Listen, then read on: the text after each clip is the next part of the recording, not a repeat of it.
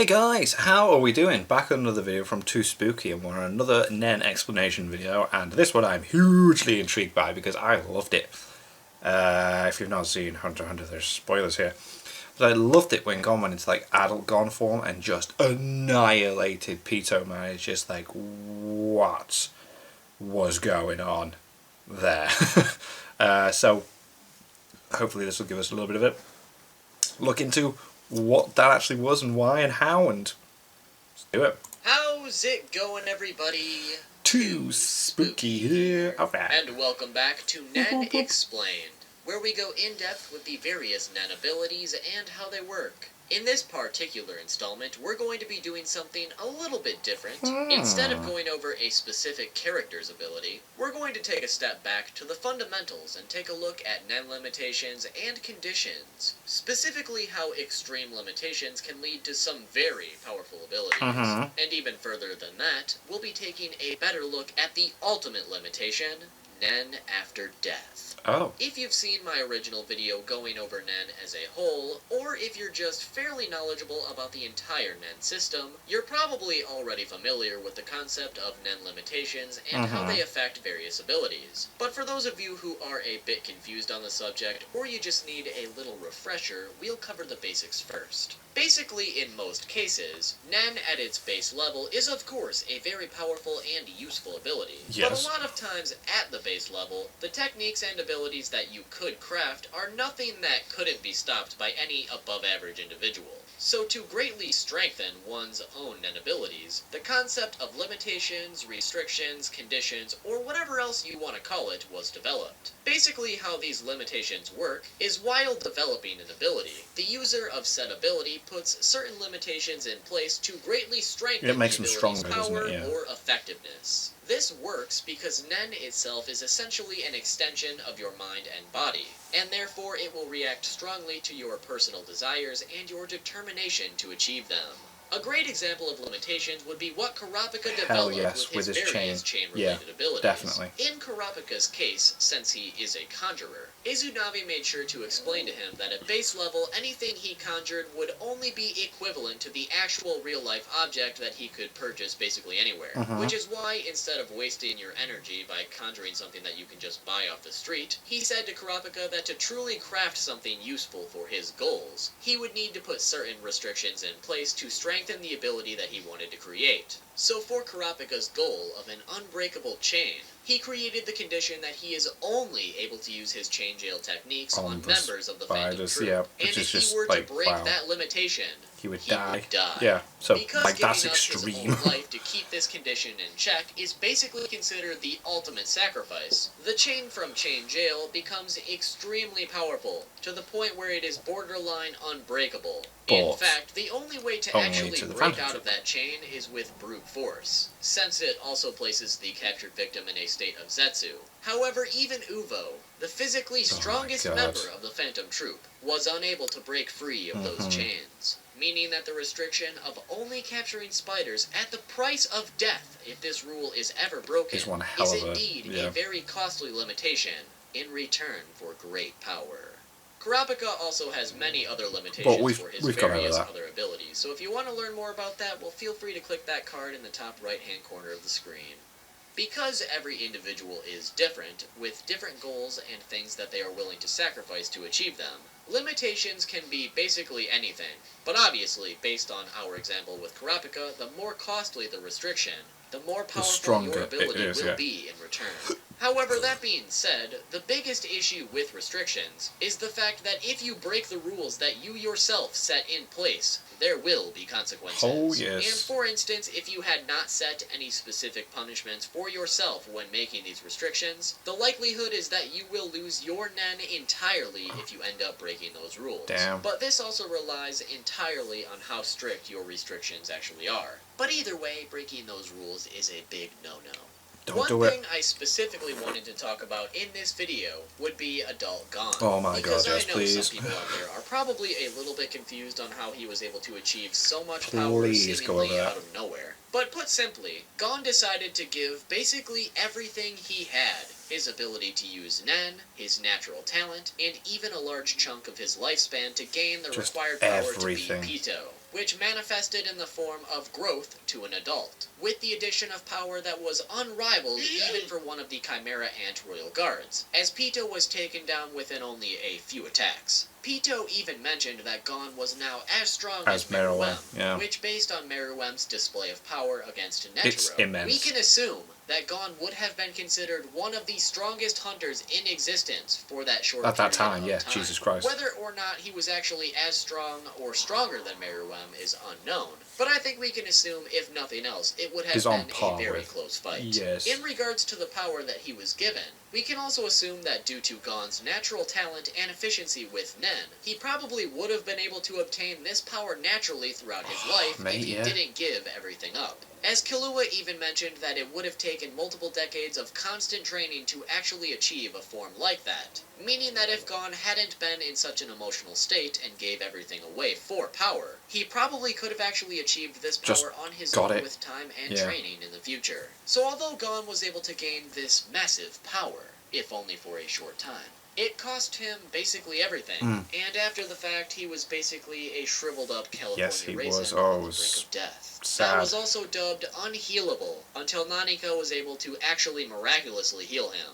However, like Pitou predicted, even though Gon was now completely healthy, he no longer has use of his Nen.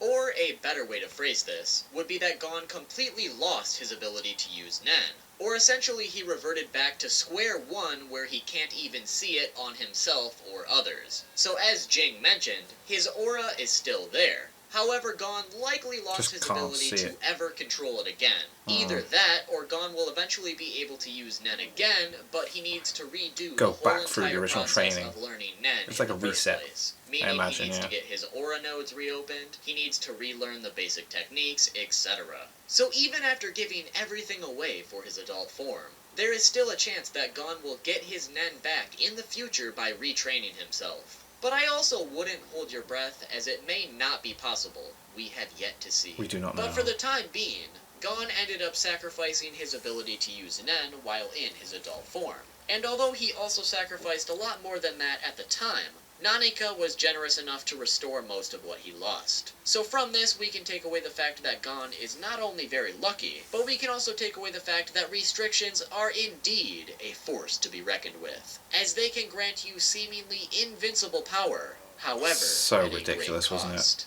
The final thing we're going to talk about today would be the ultimate limitation, Nen After Death. Wow, okay. Normally you'd think that once somebody dies, their Nen just simply dies with them. Their body kept However, going, this didn't it, is actually far from the case. We first learned about the idea of Nen After Death from Finks, who stated that Nen doesn't always disappear. In fact, in some cases, it even grows much stronger. That's mad. The reason for this is simply because Nen that happens to remain after death usually holds some sort of pre-existing condition to remain, or naturally holds its former user's negative and vengeful emotions for the sole purpose of extracting revenge in whatever way they can.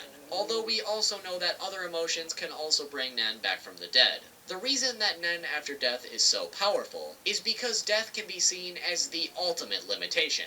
If Gon was able to achieve that immense amount of power by giving up only a fraction of his life, if someone were to give up their entire life, they essentially have nothing left to give. Meaning that after death, the Nen in question will become as strong as it possibly can to carry out its final duty. To give some examples of what I mean, let's look at the various instances of Nen abilities activating after their user's death. The first actual example we've seen was with Pitou's ability Terpsichore. Due to the fact that Pitou was so devoted to protecting and serving Meruem, after seeing the threat of Gon's power and fearing that he would be able to possibly kill Meruem, those emotions fueled her Terpsichore ability after her death, causing it to become a zombie reborn for the sole purpose of just killing Gon. Because the ability was reborn through the limitation of death itself, it was also able to perform its duty to the absolute best of its ability, which ended up using Pitou's corpse to sever Gon's arm while in his adult form. Although after that, Gon was able to put a stop to that. Use the same arm, like just take that. Oh my god, that's sick. Its overall goal. The fact that it was able to catch Gon off guard and even sever one of his limbs while he was in that state is rather impressive. The next two examples we saw would occur a bit later when Crollo fought Hisoka. Crollo basically explained that under normal circumstances, an ability that he stole with his ability will disappear from his book after the original owner of that ability dies. For instance, we saw that he no longer has Neon's future-telling ability, meaning that she has since died. Right. F in the chat, boys. However, Crollo also mentioned that one of his stolen abilities did not disappear after its owner's death. In fact, it actually grew much more powerful to the point where Crollo was able to keep it within his book. Later during the same fight, we saw the other example with Hisoka's death. Right before getting killed by Crollo, Hisoka poured all of his emotion into his bungee gum ability, instructing it to come back to life after he dies, and essentially revive him by contracting on his heart and his lungs. Yeah, that's crazy. Because the limitation on this request was death, bungee gum performed to its utmost capacity and actually brought Hisoka back to life by forcefully reviving him, even after he had likely been completely deceased for a short period of time. The final example we got to see was Camila, the second prince, or princess in this case, of the Kakin Empire. The ability in question appears in the form of a cat-like I don't think I've seen this one in the manga In that yet. regard, the actual ability of this Nen beast apparently has to be fulfilled through Camila's death, meaning this ability cannot be used without death. Yeah, I've not read and this actually requires chapter it. yet. Although for this ability to that I activate, haven't got Camila yet. also needs to be killed by another person. So not only does this ability have the limitation of her own death, but it also has the limitation of requiring another person to actually kill her. Wow. So with that knowledge, we can assume that this ability in particular is far more powerful than anything we've seen thus far, in terms of the sheer requirements for activation. After Camila is killed and the ability activates, a gigantic cat Nen beast will appear behind her killer, and squash them within its paws. While squashing them, it's also simultaneously extracting every ounce of their life force, destroying their entire body in the process. The life force that was extracted then concentrates within the cat's tail. The cat then takes this life force and places it into Camila's mouth, which will heal all of her injuries and completely resurrect her from the dead. So although the cost of this ability is ultimately dying, which probably sucks a lot, she is not only able to come back to life afterwards, but also completely eradicate the person who took her life in the first place, making this honestly one of the most broken abilities in the series. That's really OP. The only issue would be that she can still receive injuries and feel every ounce of that pain. Yeah. And if her assailant doesn't kill her, she just has to sit there and remain in pain and agony. However, based on of this ability, I'd be willing to bet that after she finally succumbs to death from the result of that person's inflicted injuries, the cat will restore all of her injuries regardless of what they are, and likely even have the ability to restore missing limbs. It's also very possible that this ability can work on multiple people at once if Camila were to be killed by more than one person, as she did urge multiple guards to shoot her at once, meaning that each of those guards who took a shot could also be deemed responsible for her death. However, again, this is just a mere possibility. Regardless, though, in terms of Nen After Death, this ability is by far the most powerful one we've seen to date, and for good reason. But with that, I think we've successfully explained the concept of extreme Nen limitations, including the ultimate limitation of death. And why these limitations make Nen more powerful. Hopefully you learned something new or found a better understanding of how these limitations work. If you did, well, make sure to drop a fat like. Also, be sure to subscribe with those notifications on so you don't miss the next installment of Nen Explained. And while you're at it, be sure to comment which character's ability you would like to learn about next, or any particular Nen concepts that you would like to learn about as well. Drop a follow on Twitter at 2SpookyTube to keep up with the channel, and if you cannot get enough Hunter x Hunter content, well, be sure to click here for the previous Nen Explained video detailing Franklin's Nen abilities, or click here for a video about Kurapika's Nen abilities. Thanks for watching, and I will see you all soon with a new video. That was class. Did you know that an adult African elephant can eat up to 136 kilograms of food each day? No, iDubbbz, I did not know that. That's very bizarre. That was a very interesting video. I did like that. The whole Gon thing was cool as well. It's like he could have got to that point if he hadn't have done that, and it is like a whole reset, isn't it? Like, learn everything again. That was class. I don't know which one we're going to do. We're going to do all the Nen, individual Nen character explained videos, but yeah, I don't know which one I'm going to do next, but you'll find out when I upload it. So thank you guys very much for watching. What did you guys think of that? What did you guys think of this? Click like, subscribe if you haven't already, leave comments down below. Let me know what I should watch and discuss in future videos, and I'll see you guys. Sorry guys, next time.